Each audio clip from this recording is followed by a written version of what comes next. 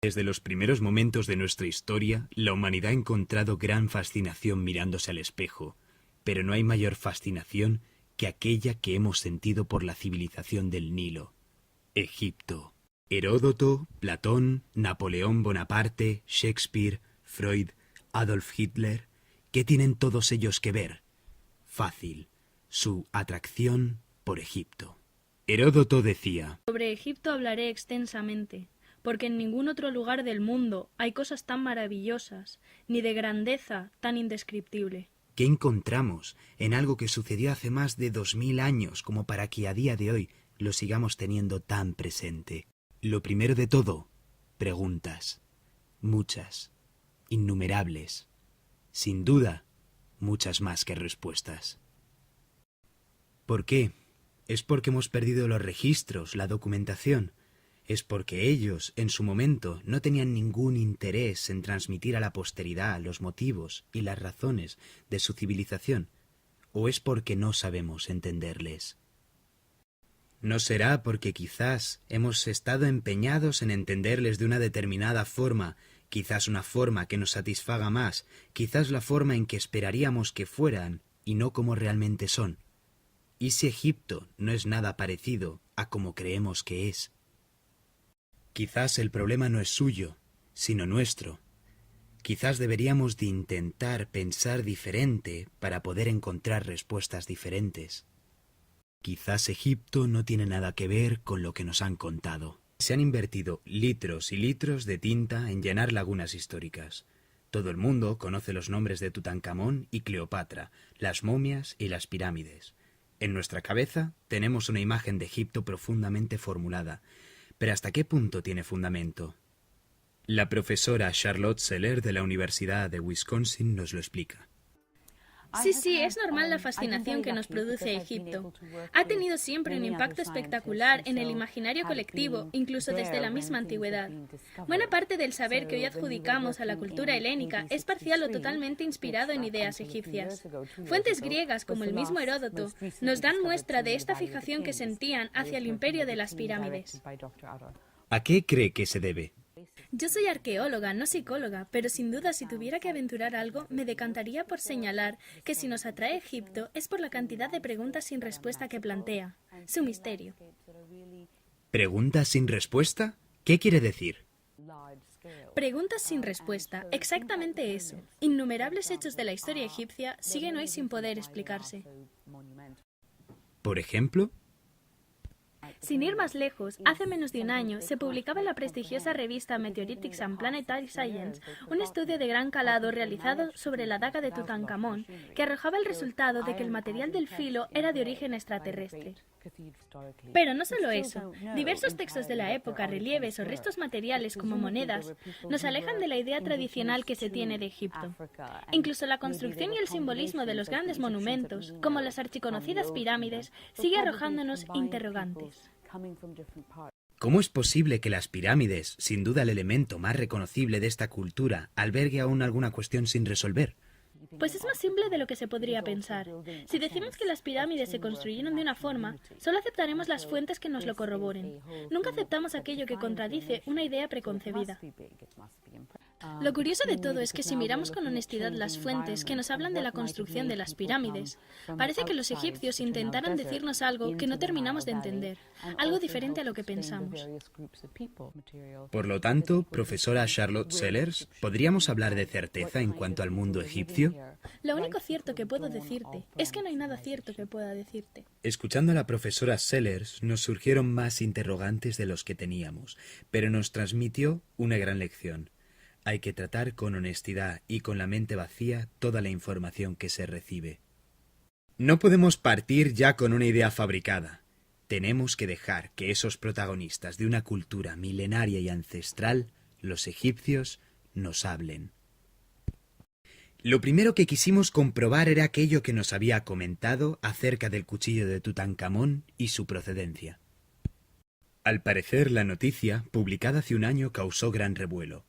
Revisando todo lo que se había publicado, encontramos en medios como la BBC o The Guardian, así como en noticieros nacionales como El País o El Mundo, una información relativamente similar. Todos ellos hablaban de que se había realizado un estudio sobre una de las dagas que en 1922 descubriría Howard Carter y que ya desde entonces había resultado un misterio por su material: hierro.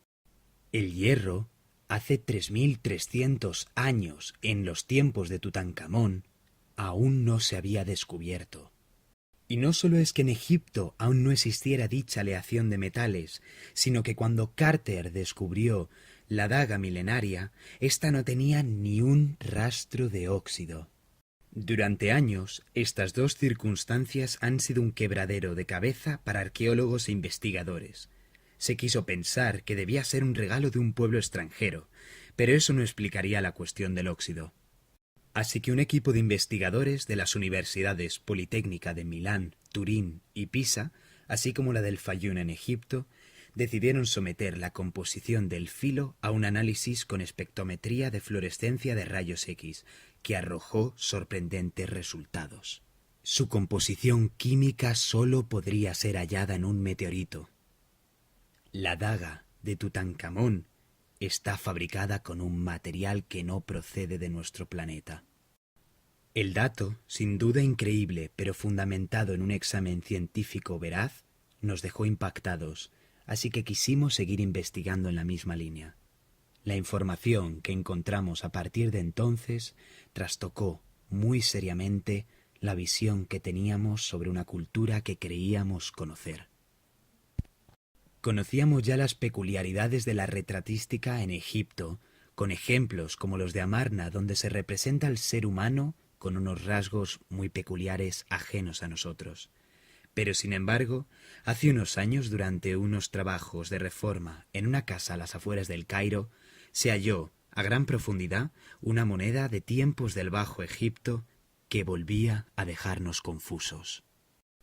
¿Por qué representar al ser humano de esta forma? ¿Eran realmente así? O quizás, ¿a quién estaban representando los egipcios? Quizá los textos de las pirámides puedan aportarnos más información. Este compendio de textos religiosos y cosmologías es el registro más antiguo de este tipo en Egipto. Sin conexión aparente, se nos presentan leyendas, oraciones, conjuros y súplicas que no se corresponden a la cosmovisión imperante en el Egipto de la Quinta Dinastía, de donde datan, sino que parecen retrotraerse a una creencia anterior a la religión solar egipcia, posiblemente una religión de tipo estelar o astronómica, arraigada en la tradición oral.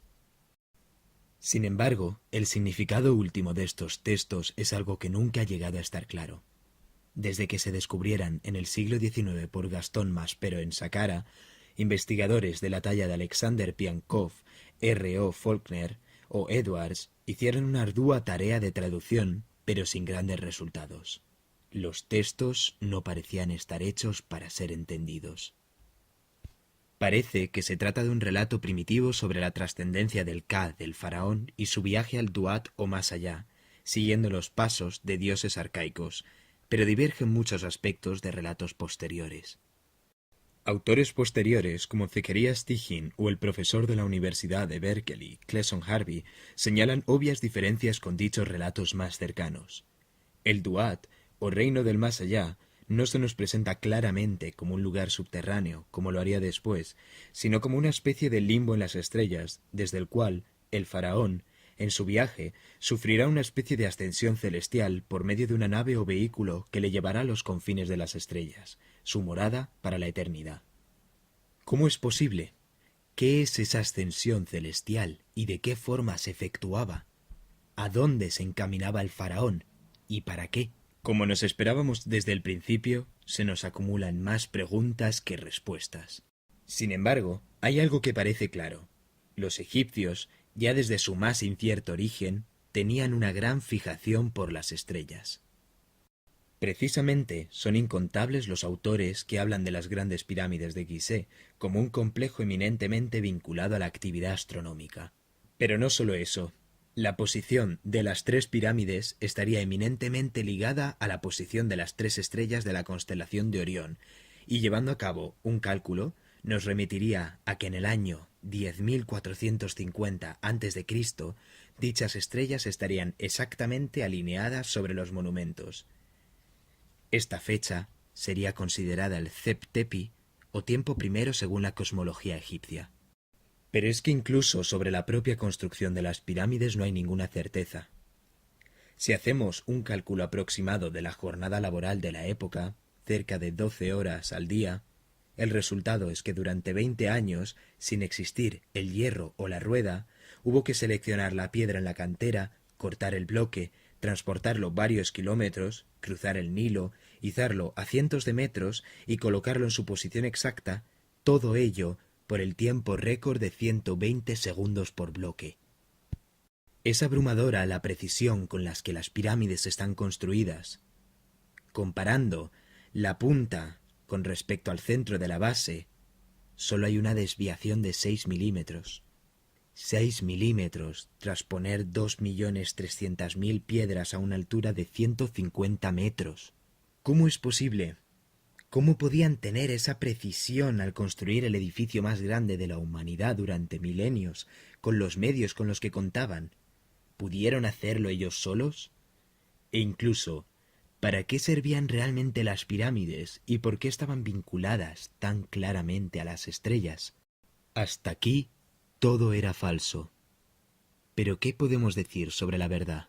De Egipto podemos decir muchas cosas con seguridad, con inmensa seguridad, bien fundadas, argumentadas y basadas en hechos objetivos.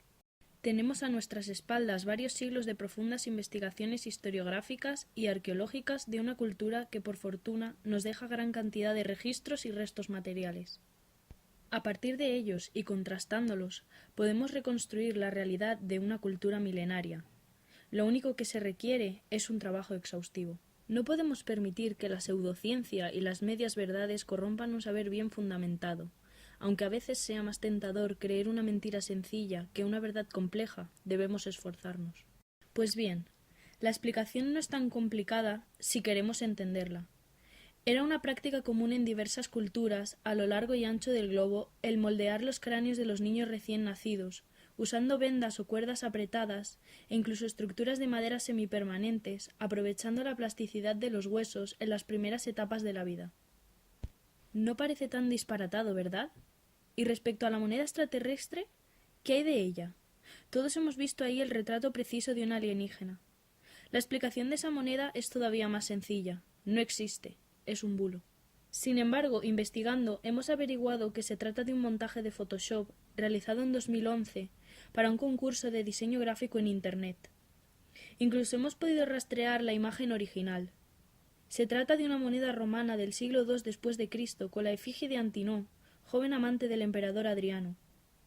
De nuevo, descartamos la presencia de alienígenas. ¿Pero qué sucede en el caso de las pirámides? ¿Qué explicación podemos darle?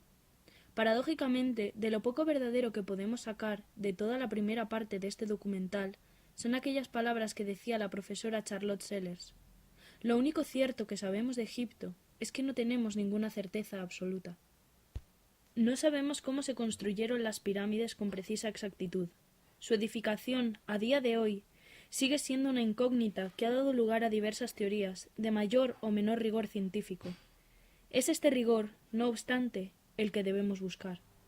Sabemos bien que cada pirámide fue edificada con piedras de granito o caliza de unas 2,5 toneladas de peso. Estos bloques eran extraídos de canteras en la otra orilla del Nilo, a relativa distancia, y tallados in situ. Ahora bien, cómo esos datos dan cuerpo a una teoría factible es otra cuestión. La teoría más aceptada entre los investigadores apunta a que los bloques eran transportados por agua, acercándolos a las pirámides por medio de canales construidos para ello. Llegados los bloques a la obra, estos serían transportados sobre una especie de trineos de madera hasta las inmediaciones de la pirámide.